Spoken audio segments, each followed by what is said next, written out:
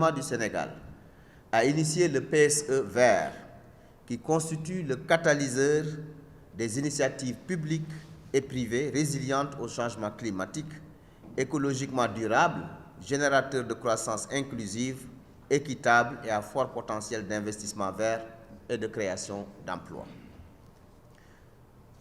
Par ailleurs, le Sénégal s'est engagé dans la territorialisation des politiques publiques et le renforcement de l'attractivité de la compétitivité territoriale à travers la réforme majeure dénommée Acte 3 de la décentralisation, dont la perspective, j'allais même dire le postulat, est de bâtir des territoires viables, compétitifs et porteurs de développement durable.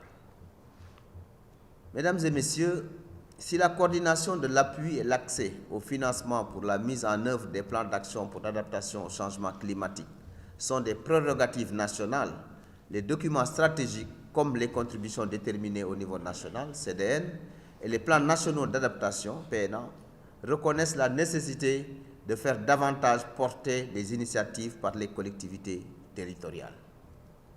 Cela est d'autant plus nécessaire qu'en son article 3, la loi numéro 2013-10 du 28 décembre 2013 portant Code général des collectivités territoriales précise que celles-là ont pour mission la conception, la programmation et la mise en œuvre des actions de développement économique, social et environnemental d'intérêt local. Elles doivent aussi assumer pleinement les compétences qui leur sont transférées en matière d'environnement et de gestion durable des ressources naturelles, de planification, d'aménagement du territoire. Je tiens aussi à saluer les efforts importants déjà fournis par le Sénégal en matière d'adaptation de lutte contre les changements climatiques.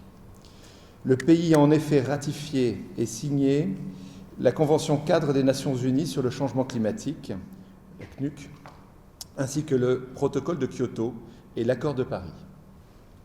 Depuis 1994, graduellement, un cadre de gouvernance a été mis en place afin de donner corps à ces engagements, tant au niveau national que régional et local.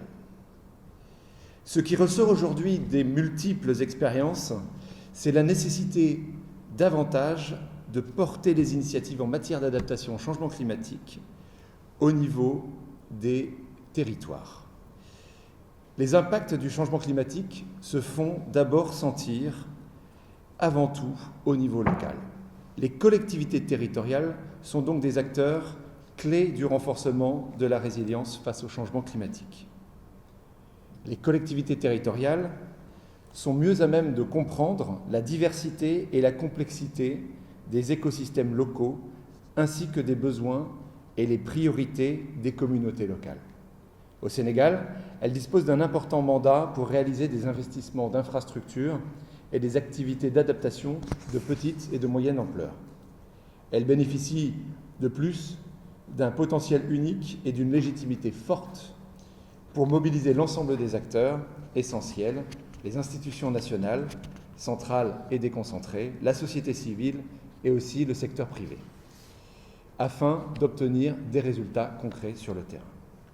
Cependant, au Sénégal, comme dans de nombreux pays, les collectivités territoriales manquent souvent de ressources et de capacités nécessaires pour passer véritablement à l'action. Comme on va vous le présenter un peu plus tard, le mécanisme de financement de l'adaptation au niveau local aide les collectivités des pays en voie de développement et des pays les moins avancés à accéder au financement de l'action climatique, au soutien technique et au renforcement des capacités dont elles ont besoin pour réagir et s'adapter au niveau local. Donc nous avons pu travailler depuis 2019, comme l'a dit Madame la représentante, avec le Sénégal pour monter ce mécanisme local. Il est certain qu'après 3 phases de réforme, 1972, 1996 et 2013, le Sénégal est très avancé en matière de décentralisation et son cadre institutionnel est adéquat pour accueillir le mécanisme local. Ce mécanisme standardisé, reconnu au niveau international et adapté aux pays, notamment les pays les moins avancés, pour acheminer le financement climatique vers l'infranational, vient à son heure au Sénégal. C'est fort de ces missions de l'Agence de développement local, ADL, tel que défini par le décret 2010-995 du 2 août 2010 et de ses nombreuses réalisations antérieures et en cours en matière d'appui aux collectivités territoriales, que nous avons choisi d'ancrer le mécanisme local Sénégal au niveau de cette structure de mon département. L'ADL travaille déjà en parfaite synergie avec la direction de l'environnement et des établissements classés pour mutualiser leurs efforts afin de mieux accompagner les collectivités territoriales, notamment sur l'adaptation et le renforcement de leur résilience face au changement climatique. Cette collaboration est d'autant plus pertinente que la DEC est l'autorité nationale désignée du Fonds d'adaptation et du Fonds vert climat.